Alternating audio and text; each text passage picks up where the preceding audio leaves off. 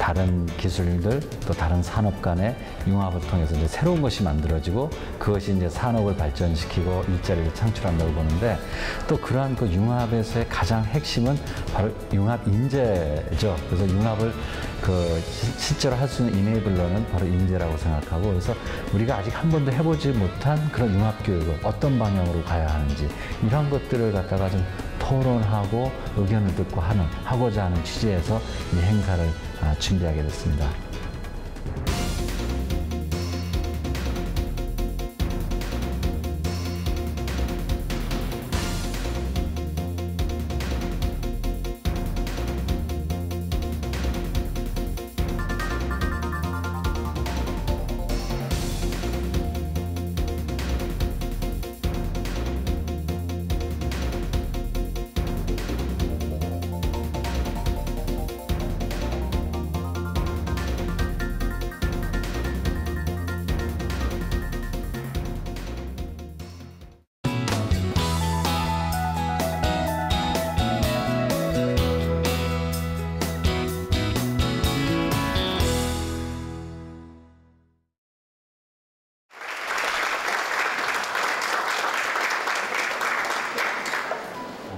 지금 세계는 산업사회에서 지식 기반 사회로 빠르게 전환하고 있습니다.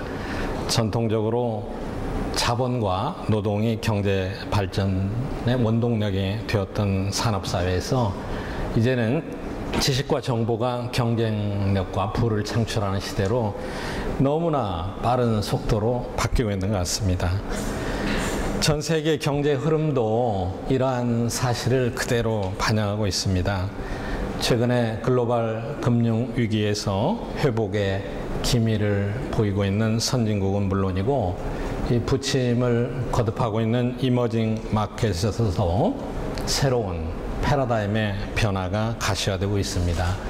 수십 년 동안 세계를 지배했던 전통적인 글로벌 기업이 새로운 변화에 적응하지 못해서 하루아침에 경쟁력을 잃고 사라지는 사례도 우리가 빈번히 목격하고 있습니다.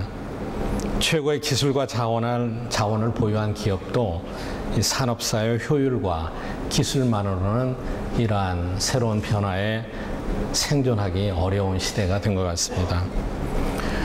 우리 한국의 많은 대학들도 이제는 이러한 패러다임에 부응해서 글로벌 리더를 어떻게 양성해야 하느냐는 큰 과제에 직면하고 있습니다.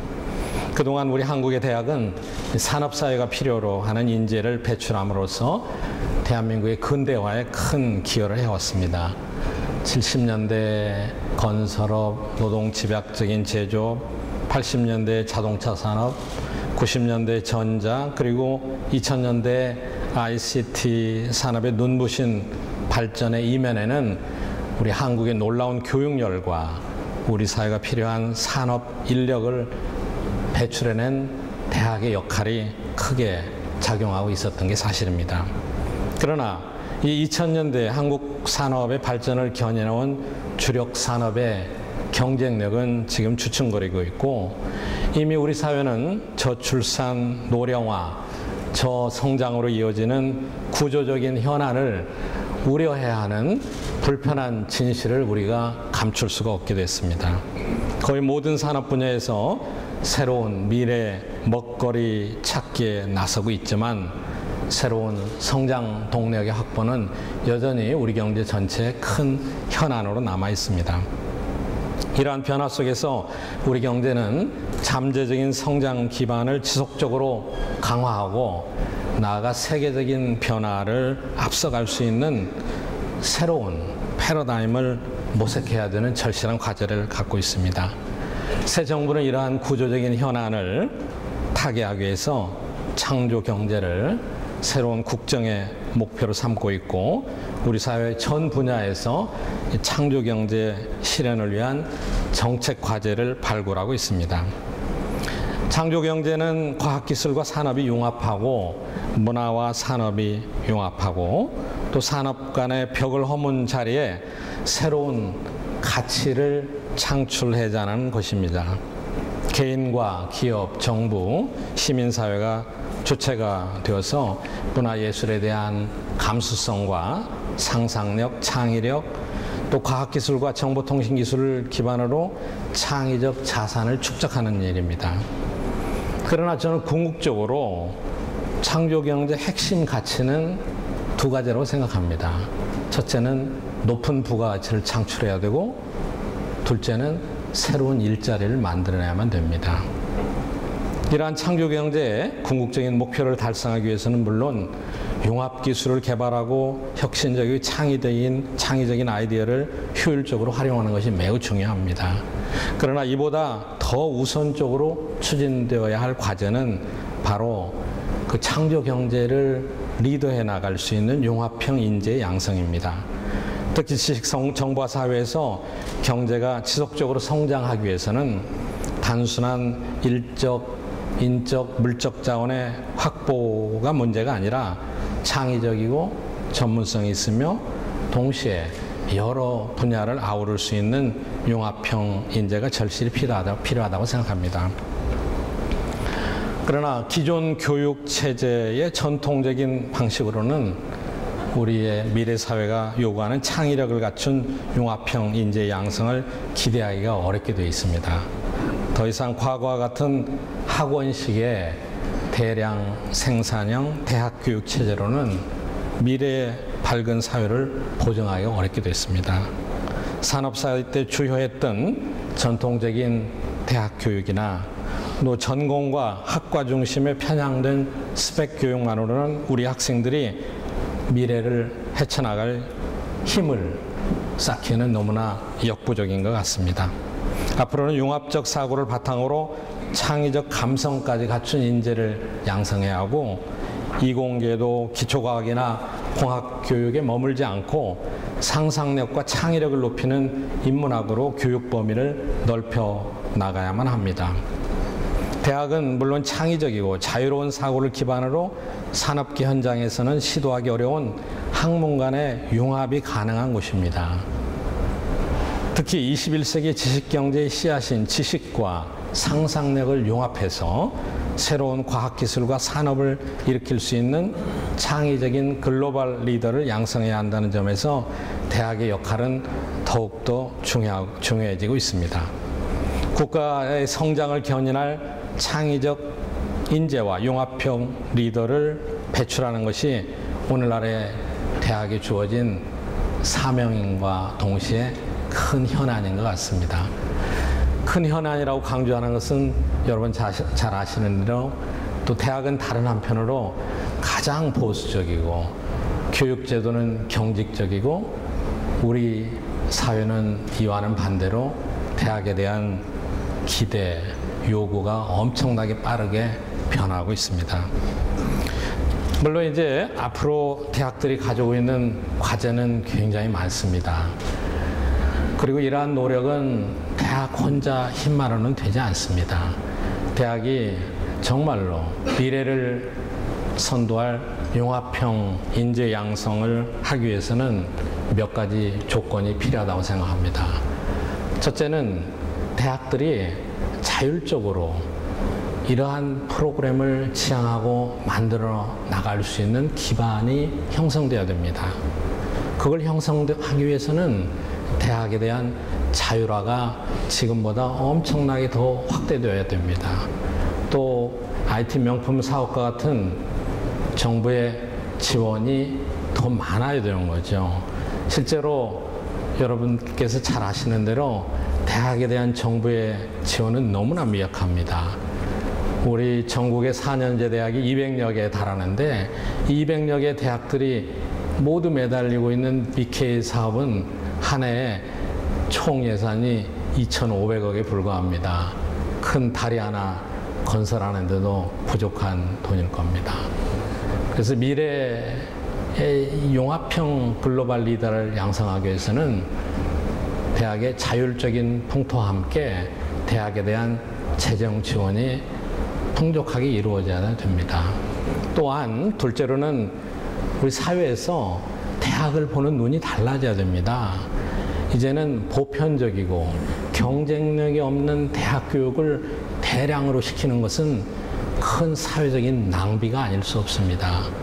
그러나 요즘 우리가 사회가 처한 여건은 등록금 반값으로부터 비롯된 이런 정치적인 슬로건이 모든 대학가에 영향을 미치고 있어서 지금 현재 시스템이 지속된다면은 우리가 오늘 논의하고 있는 글로벌 융합형 인재의 양성하고는 완전히 거꾸로 가는 시스템이 되게 될 것입니다. 앞으로 우리 모두가 노력해서 대학이 처한 여러 가지 사회적 환경을 바꾸는 일에 앞장서는 것도 매우 중요합니다. 여러분, 오늘 우리가 창의 ICT 융합 인재 양성을 위한 포럼에 모였는데 앞으로도 모든 대학들이 미래를 선도할 융합형 인재 양성에 주력하고 또 여러분의 그런 노력이 우리 경제 성장 기반을 한 단계 더 높여주고 세계적인 경제 리더로서 나갈 수 있는 기반이 될 것으로 확신하고 있습니다. 여러분 대단히 감사합니다.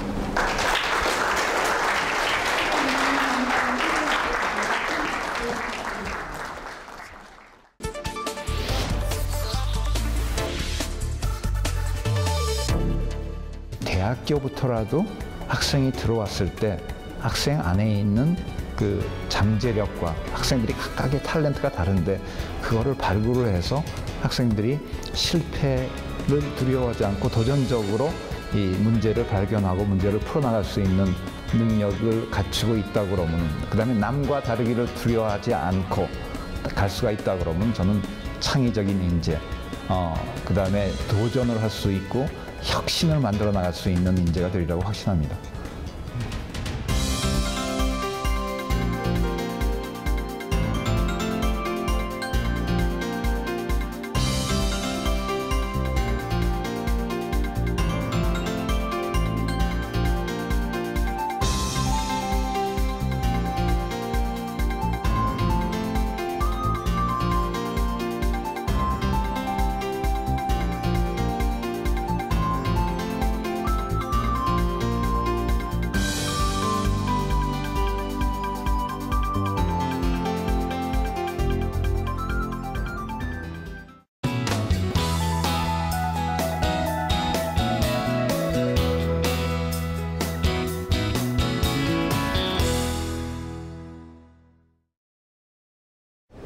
네, 안녕하십니까. 제가 이 발표할 토픽은 이 혁신과 변화를 위한 IT 기술 융합 교육 및 연구인데요. 대학교는 한국뿐만 아니라 세계적인 모든 대학교가 지금 위기에 처해 있습니다. 그 대학 교육이 이 차별성이 없어졌습니다. 많은 경우.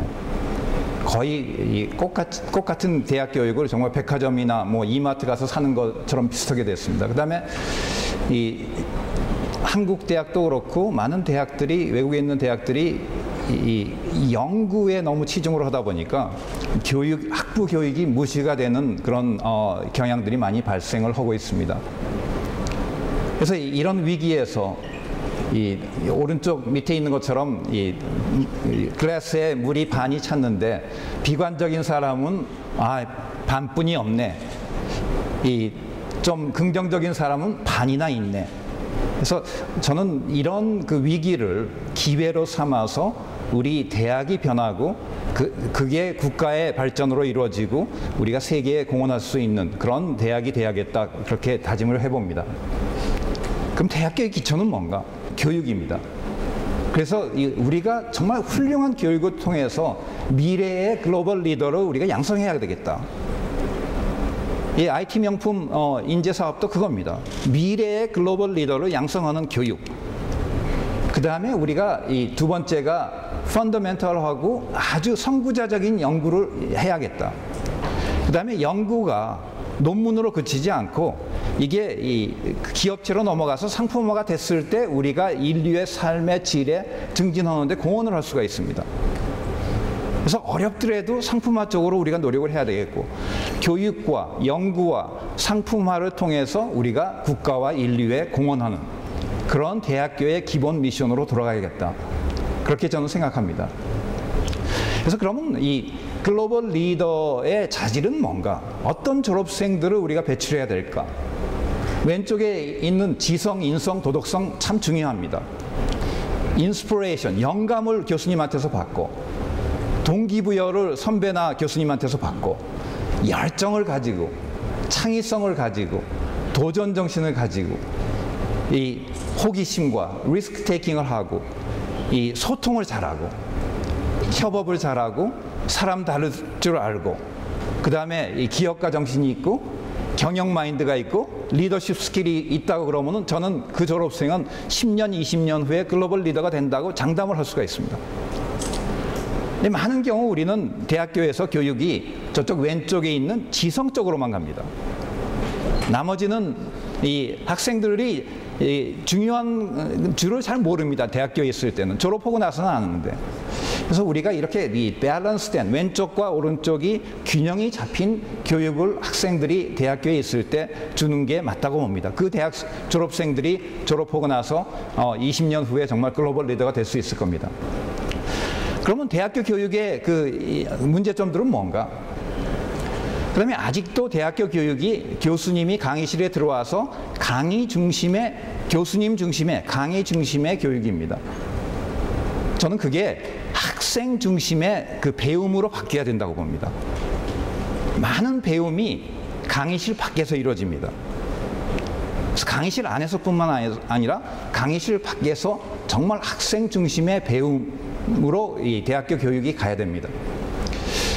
지금같이 그 MOOC, Massive Open Online 코스들이 좋은 강의들이 많이 나오고 있는, 그것도 공짜로, 그런 그 세대에 앞으로 10년, 20년 후에 대학교에서 교수님의 역할은 뭘까?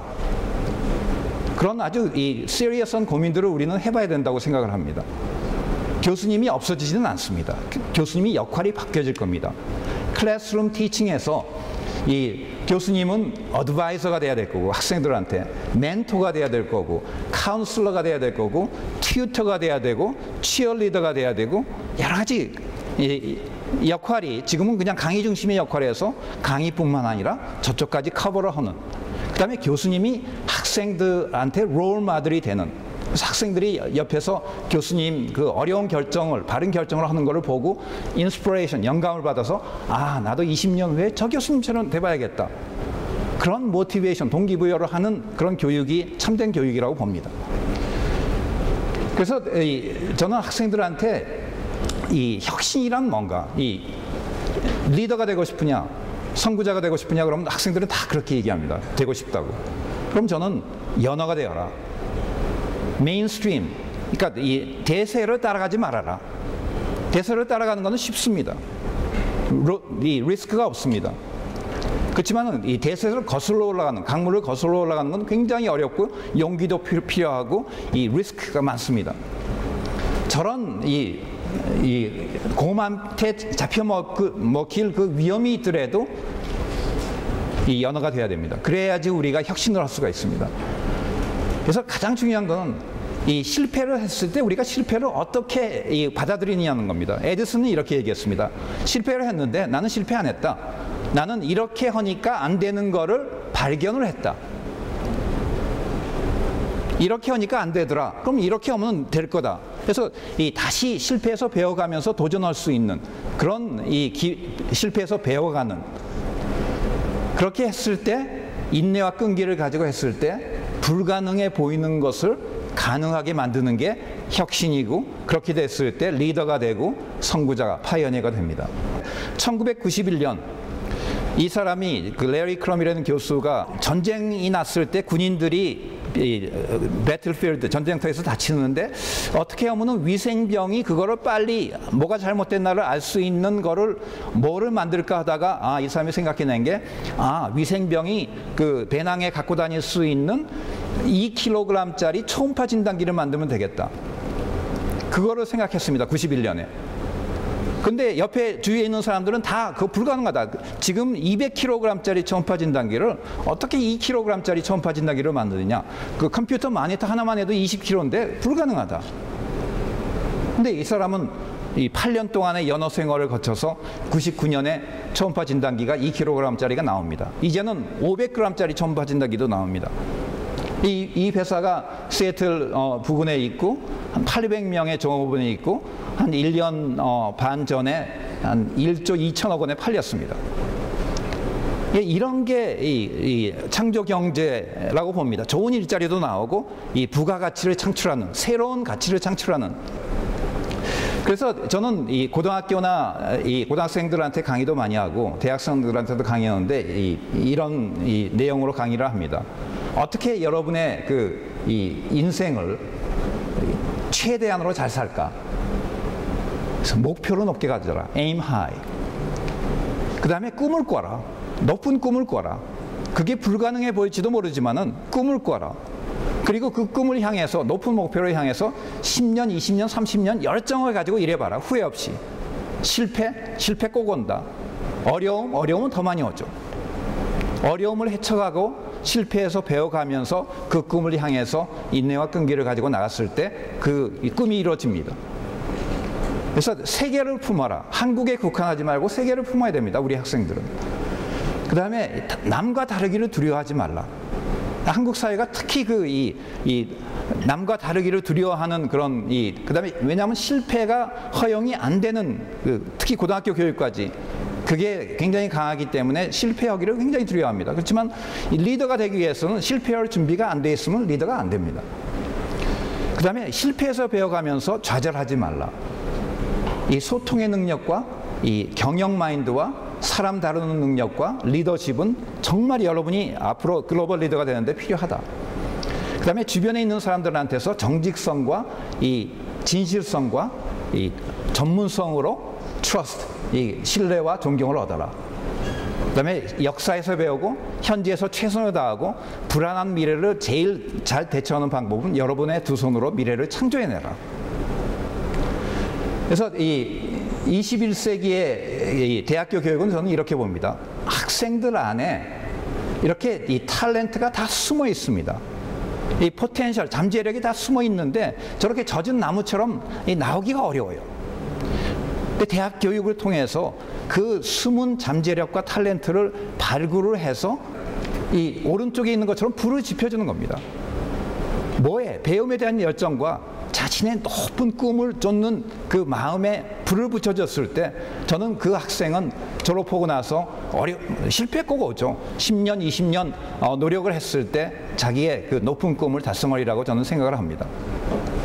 그래서 예를 들면은 마이크로소프트사가 75년에 시애틀에 만들어졌습니다. 빌 게이츠와 폴 앨런이.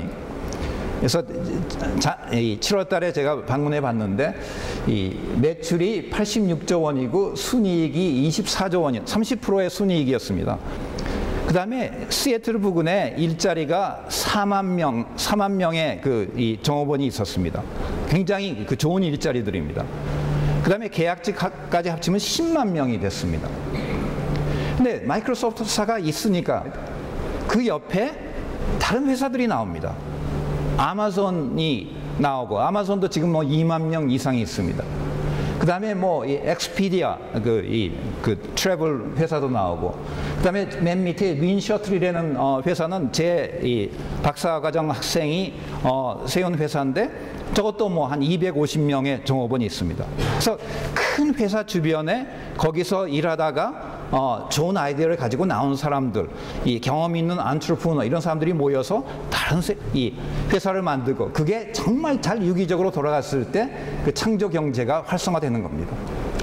그래서 21세기의 그 엔지니어링 챌린지인데요. 이게 저는 이제 깊은 계곡과 건널 수 없는 강. 근데 지금까지는 몇몇 이 용감한 분들은 두 번째 가운데 있는 것처럼 아주 이 위험한 다리를 건너갔습니다. 그렇지만 우리가 추구하는 이 융합형 인재는 이거를 인테그레이트 할 수 있는, 그 다음에 다른 사람과 협업을 하면서 자기 영역을 영향력을 넓혀갈 수 있는 그런 인재를 우리가 만들어내야 된다고 봅니다. 결론으로는요, 저는 대학교는, 특히 연구중심 대학교는 졸업생을 배출해야 되는데 그 졸업생들이 아주 이 어렵고 중요한 문제를 태클하고 그걸 아이덴티파이하고 태클해서 풀 수 있는 능력, 그거를 통해서 10년, 20년 후에 글로벌 리더가 될 수 있는 인재를 양성하는 게 연구중심 대학교의 미션이라고 봅니다. 그 다음에 이 연구의 수월성과 리스크 테이킹, 위험 부담을 기꺼이 하고 혁신을 만들어 나가고 창의성을 가지고 우리가 노력을 했을 때 브레이크스루 테크놀로지가 나오고 이 인류가 당면한 그랜드 챌린지에 대한 해법이 나오기 시작합니다. 그 다음에 이 불가능해 보이는 것을 가능하게 만들기 위해서는 우리가 용기가 필요합니다. 다른 사람을 따라가는 아주 로우 리스크 이 어프로치 갖고는 불가능을 가능으로 바꾸지 못합니다. 우리가 용기가 있어야 되고 자신감이 있어야 되고 역량을 키워야 됩니다. 컴피턴스. 그 다음에 우리가 이 다학제 간 협업을 해야 되고 인내와 끈기를 가지고 정말 노력을 했을 때 실패를 해서 배워가면서 저는 불가능을 가능으로 만들 수 있다고 봅니다. 그래서 저는 이렇게 그 IT 명품 인재 육성 산업도 많은 분들이 불가능하다고 지금 한국의 교육 시스템, 뭐 대학 시스템 이런 불가능하다고 믿는 분들도 많이 있는 거 압니다. 그렇지만 우리가 이런 정신을 가지고 협업을 해가면서 문제를 풀어가면서 노력을 했을 때 불가능해 보이던 것이 가능해지리라고 믿습니다. 저는 이 젊은이들한테 마지막으로 aim high, 목표를 높이 가지고 꿈을 꾸고 여러분의 갖고 있는 안에 있는 잠재되어 있는 탤런트와 포텐셜을 발휘를 밖으로 끌어내서 우리 교수님들은 그걸 100%, 120% 발휘할 수 있는 그런 파운데이션, 이 기초를 기반을 마련해주고 그래서 여러분이 졸업하고 나서 정말 여러분이 성공을 하고 21세기를 리드해 나가고 여러분의 미래뿐만 아니라 이 국가와 인류의 미래를 만들어 나갈 수 있으리라고 저는 확신합니다. 감사합니다.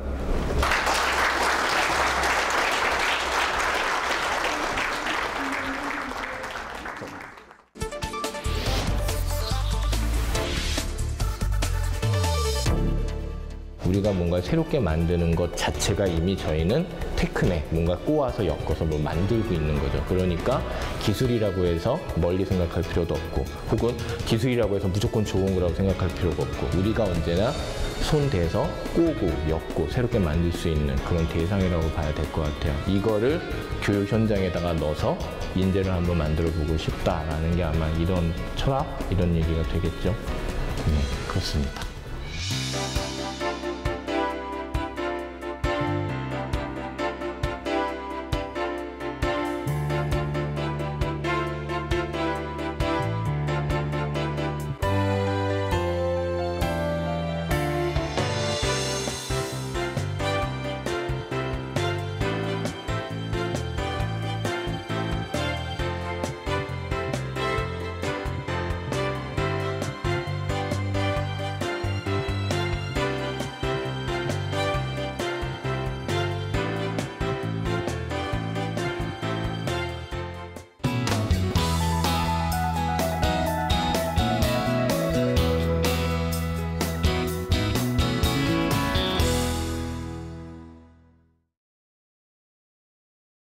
처음 발표를 맡은 포스텍 김진택입니다. 안녕하십니까. 오늘 제가 발표할 부분은 저희 사이트, 저희 창의 IT 융합공학과에서만 있는 나름대로 독창적이고 독보적인 프로그램을 자신 있게 설명하기 위해서 나왔으니까요. 즐거운 마음으로 설명을 하도록 하겠습니다. 창의 IT 융합 교육 프로그램이 왜 필요한가? 첫 번째, IT 명품 인재 제안서하고 같습니다. 그리고 저희는 항상 그 원칙을 지키고 있고요.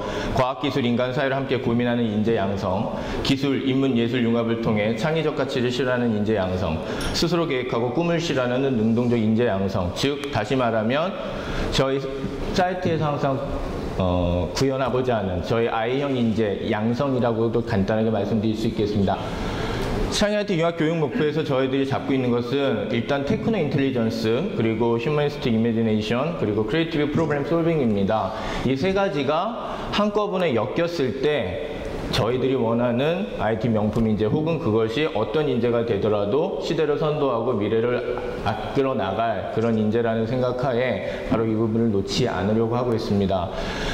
나름대로 디자인 띵킹 로드맵이 필요한데요. 그 부분은 휴머니스틱 인사이트, 그리고 컨셉츄얼레이셔널 아이디어, 그 다음에 비주얼리제이션 오브 컨셉, 그리고 마지막으로 테크니컬 리얼리제이션입니다. 전에는 이게 다 따로따로 떨어져 있었지만 이제 이것을 저희는 한꺼번에 모아서 하고자 하는, 쉽지는 않으나 이제부터 서서히 시작하다 보니 선생님들도 재밌으시고 성과도 얻게 되는 그런 상황이 있고, 저 또한 마찬가지입니다.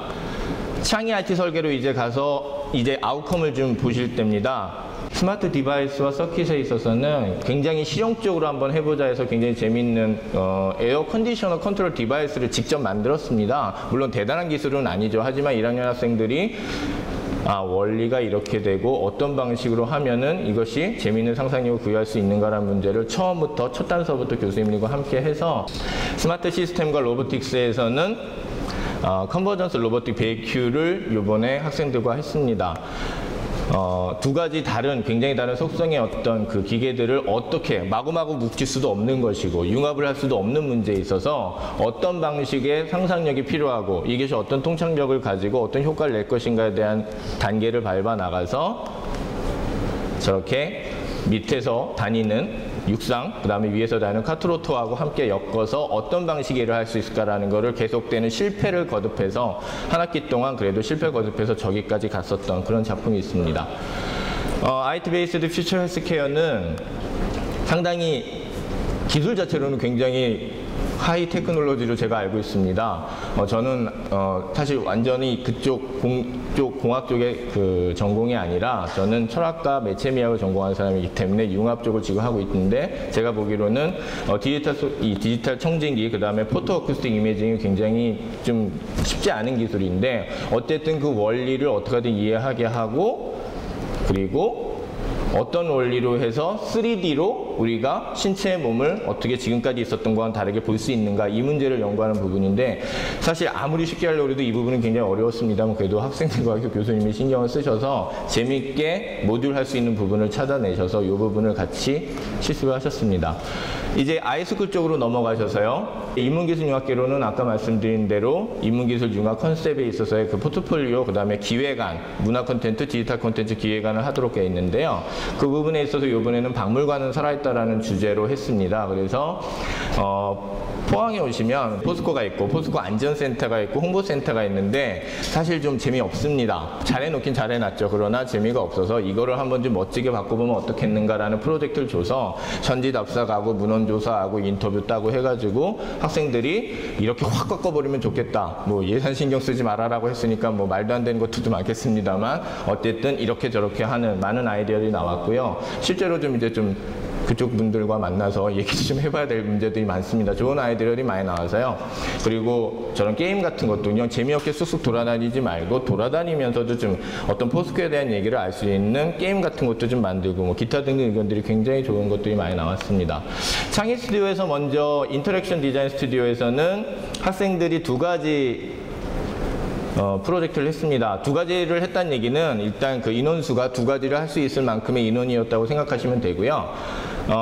포스텍 청암로 도서관으로 가는 길에 대한 어떤 그런 안전 플러스 미학적인 태도, 그 다음에 미디어 아트까지 합쳐진 작품, 그 다음에 학생들의 어떤 도덕적인 문제들 어떻게 접근하는가, 이번엔 쓰레기로 접근한다, 이런 식으로 돼가지고 리스폰시블 포스테키안이라는 제목의 것들이 있었습니다. 그래서 어떤 방식의 쓰레기통을 만들어야 쓰레기를 버리는 자세에 있어서의 어떤 그런 것들을 정말 좀 우리가 좀 생각보다 좀 너무 그렇다, 지성인답지 못하다는 부분에 대한 자기 반성, 그 다음에 사회와의 네트워크를 생각해서 아주 작은 거지만 만들어 봤고요.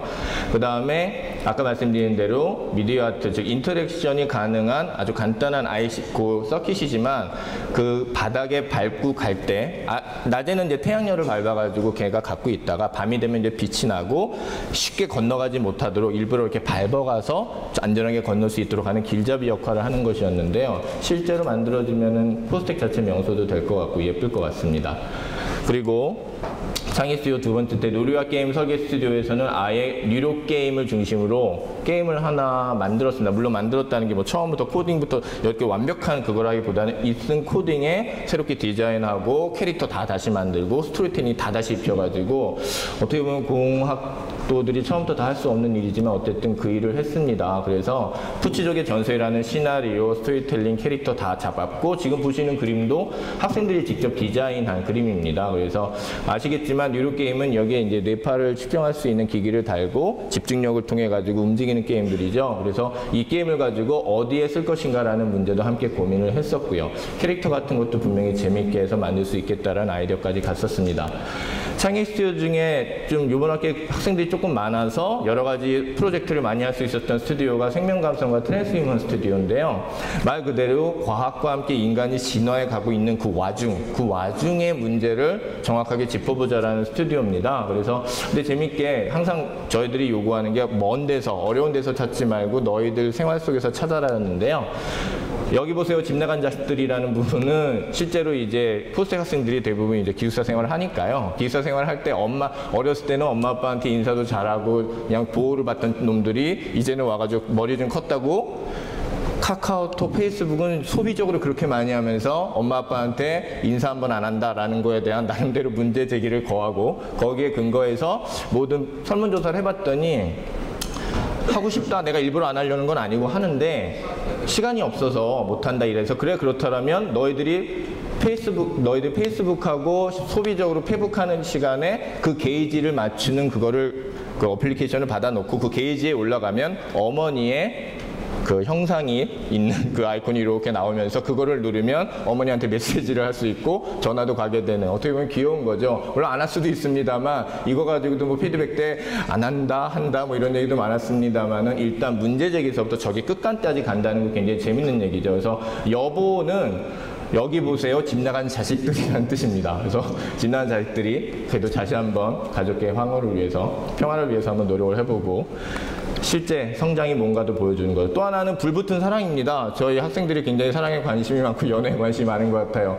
NFC10이라고 지금 이제 핸드폰 보시면 다 이제 여기 설정할 수 있는 기능들이 다 있으신데요. 별로 많이 안 쓰시죠. 근데 NFC10을 이용해서 저희가 바이오미메틱스 수업을 했습니다. 즉 생체 모방이라는 수업을 했는데 그 중에 그런 데서 이제 착안을 해서 도깨비풀 있지 않습니까? 도깨비풀에 이제 근거해서 저희가 찍찍이를 저희가 개발을 했죠. 그거를 개발했던 거에 착안을 해서 사랑이라는 것도 어떻게 보면 그런 조용하면서도 은밀하고 굉장히 강렬한 표현이 아니겠는가. 따라서 디지털 시대에는 마음에 드는 여학생 남자에게 쪽지 이렇게 주는 거 말고 뭔가 다른 방식으로 하면 어떨까? 디지털 방식으로 그렇게 해서 엉광키 씨앗이 벨크로로 간 거에 착안을 하고 NFC, 즉 사람과 사람은 가까인 곳에 있고 접촉이니까 그 문제를 가지고 NFC를 이용한 커뮤니케이션을 만들었습니다. 그래서 쉽게 말하면 저쪽 가서 이제 나가셔서 성과부스 보시면 되겠지만 이렇게 슬그머니 이렇게 도서관에서 공부하는 학생이 있으면 마음에 들면은 어떻게 고백도 못하고 쑥스럽잖아요. 그래서 슬그머니 가서 가방이나 어디다 붙여놓고 갑니다. 그러고 가면 여학생은 집에 가서 아니 이게 뭐가 붙었지? 도깨비불처럼 하고 NFC기를 켜가지고 보면 거기에 그 남학생의 사랑 고백과 같이 보고 싶은 동영상과 뭐 이런 게 같이 가게 되는 거죠. 또 한 가지가 있었습니다. 미디어 아트 전시, 미디어 아트 수업을 하다 보니까 또 거기에서 또 착안을 해서 한번 이런 걸 해보고 싶다라고 해가지고 나왔던 건데요. 사람들이 싸우고 뭐 그런다 하더라도 결국은 서로 그리워하고 말하고 싶어 한다라는, 즉 그리움과 미움이라는 문제 설정부터 시작을 했습니다. 그래서 실제 증오를 한다 하더라도 우리는 정말 사랑하고 가까워지고 싶어 하지 않을까라는 그런 거에 착안을 해서 학생들이 미디어 아트 전시를 했습니다. 아까 보셨던 창의 공간 자체를 완전히 미디어 작품 공간으로 만들어 가지고요. 처음에는 이제 LED도 넣고 많이 굉장히 복잡한 걸 하려고 했습니다만은 저희 스튜디오 자체는 그 작품 자체가 목적이 아니었기 때문에 그런 개념만 봤죠. 그래서 하나 보시면 증오라고 애증 내지는 증오라는 커다란 글씨가 굉장히 크게 써 있습니다. 근데 그거는 1m 이상 가까이 가서 보시면 인터랙션의 센서에 근거해서 그 안엔 작은 글씨로 사랑해 사랑해 사랑해 사랑해라는 글씨가 거기다 써 있습니다. 즉 증오는 그 사랑해라는 다른 얘기라는 얘기죠. 미디어 아트가 그런 방식으로 구현될 수 있다는 걸 했었던 즐거운 시간이었고요. 창의 스튜디오에서는 굉장히 다른 것도 많이 했습니다. 뭐 에코밴드라고 해가지고 잔디밭에 들어가지 마세요라는 얘기 암만 해도 소용없는데 이렇게 밴드를 붙이면 직관적으로 사람들이 알 수 있지 않을까. 즉 IT 말고도 할 수 있는 것들을 좀 해보자 해서 이런 것도 했고요. 그 다음에 저렇게 꽃씨가 날아가는 그런 말도 우리가 기분 좋은 얘기를 할 때, 기분 좋은 걸 할 때 바이오미메티스의 어떤 디자인을 이용해서 쓸 수도 있지 않을까라고 해서 어플리케이션도 한번 개발해 보자고 했었고요.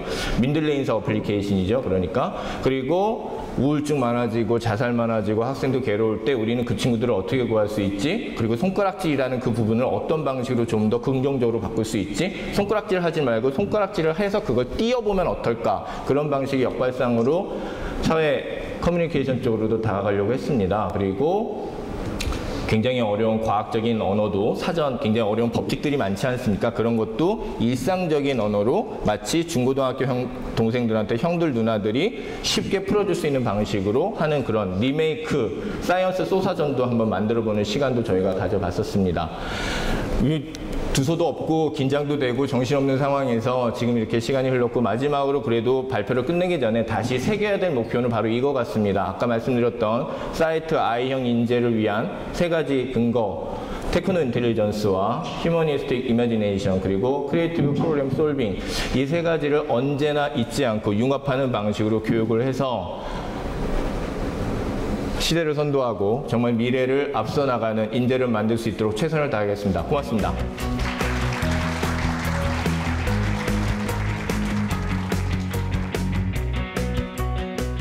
이런 자리에 오면은 너는 어떤 걸 연구하고 있니? 교수님은 어떤 분야에 연구를 하고 계세요? 이렇게 묻고 같이 고민하고 생각하다 보면은 전혀 새로운 아이디어를 제가 줄 때도 있고 거꾸로 새로운 관점에서 바라본 아이디어를 받을 때도 있거든요. 그런 게 도움이 되기도 하고 다양한 걸 본 만큼 사실 사람이 생각을 할 수 있잖아요. 본 만큼 알고 안 만큼 보인다고 이제 그 오늘 같은 포럼도 그런 일환으로 이루어지고 있는 게 아닌가 생각합니다.